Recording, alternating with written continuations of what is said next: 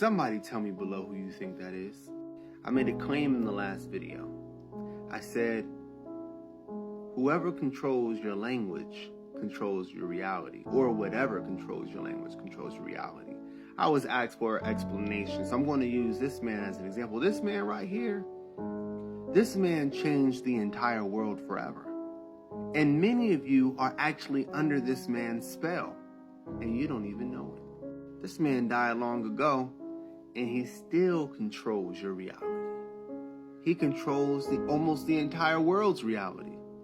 So before I tell you who this man is and how he put the entire world under a spell in order to keep the wealthy rich and the poor poorer, first I gotta break down to you what a spell is. Don't worry, it doesn't get woo-woo here. We're going to get into the hard facts of the matter. So spelling, words. Now we're not going to cover the definition of the word spell because definitions, as you know today, seem to change often. You have to go from the etymology of a word. So the word spell actually comes from the word spell, S-P-E-L. And it originally meant storytelling, right? It originally meant not only storytelling, but, and we're talking about spelling or spell of an enchantment, by the way. It meant gossip. It meant sermon. In fact, gospel was the good spell. That's what gospel means. So y'all don't even understand when you're being put under a spell. You're being put under a certain narrative, a story, using words to do so. So in other words, you're putting someone using words in a certain way, in a certain order, right? You can put someone under your story. That's what it means to be put under a spell, to be put under a story. This is what propaganda is, brainwashing. They often rename things because words and language control your reality. So I can do things, right? If I can make you believe that something is fictional, even though it's a fact, by showing you a version of it in Hollywood, right? Then you'll associate that with fiction and I'll get away with doing this thing to you. You'll have no idea that it's happening. Let me know if you want a video on gospel, the good tale, right? So the way it works is words and stories affect mentality, which can change the world. And often it does. That's why you see there's a battle for words and meanings today. Today we're talking about the spell that keeps people divided, keeps humans separated, that makes humans fight one another, and makes humans truly believe there is more that separates us than brings us together. This spell is the race spell. It's a powerful spell that many of you are under right now. You can't help it. And as I explain this to you, that spell will fight you back mentally on this because it wants to stay in control of your mind. If you want me to go over the dinosaur spell, go ahead and comment below dino spell, and I'll go ahead and cover that next. But I'll need at least like 50 comments saying that. Then I'll also cover that for you. So this man's name is William Berkeley. So you can look up what I'm saying about him to go and find out if what I'm saying is true. William Berkeley was the governor of Virginia in, I believe, 1609. Don't quote me on that. I don't have it written down in my notes, but I believe it was 1609. Now remember, this is prior to slavery. I know a lot of y'all are starting to believe this insane new spell they're putting y'all under, which that enslavement of African peoples never happened in America. And my God, y'all really believe it. So if you want me to do a video on that, let me know. But this was prior. So you had African peoples over in the United States prior to slavery, right? And they were indentured workers. And they could work off their time. They can get land. They could be free. And this is prior to a lot of the laws that led to, you know, African peoples being something or someone that could be owned by someone else.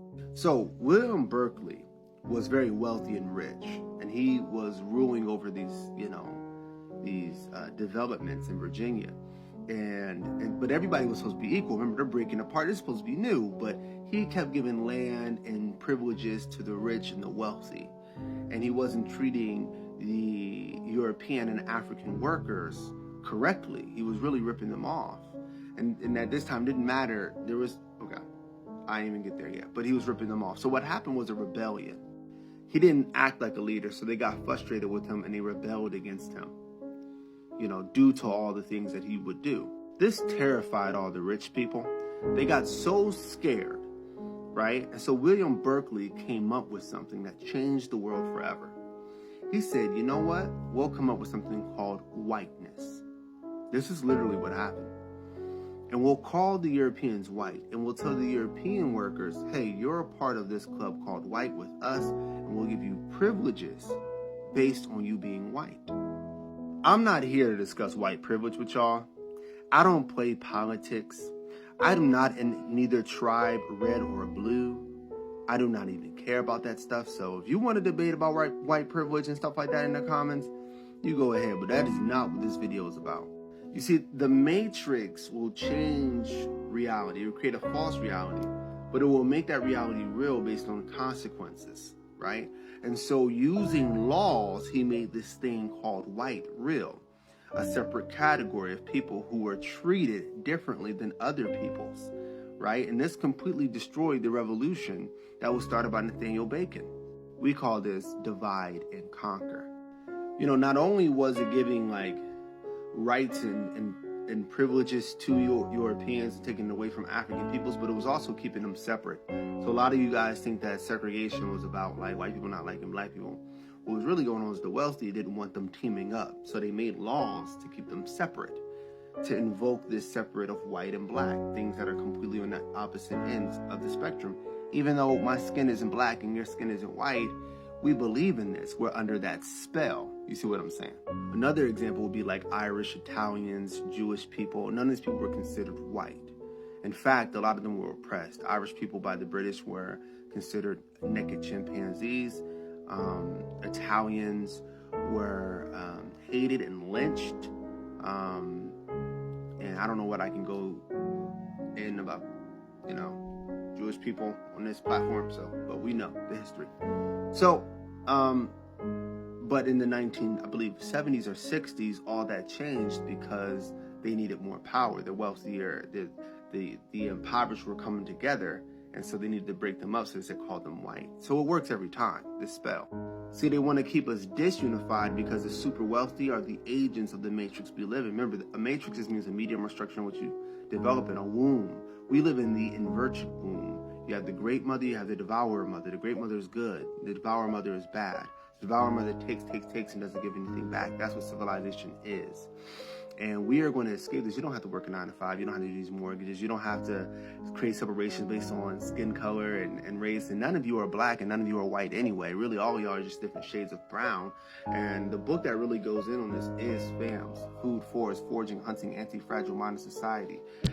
There are free versions in the link at the top of the page. The actual physical copy is right here. The free version is the Audible. So we can get free from all this. And let me know if you want any videos, and I got you. Like the comment that you want me to make a video about. Love you all. Peace.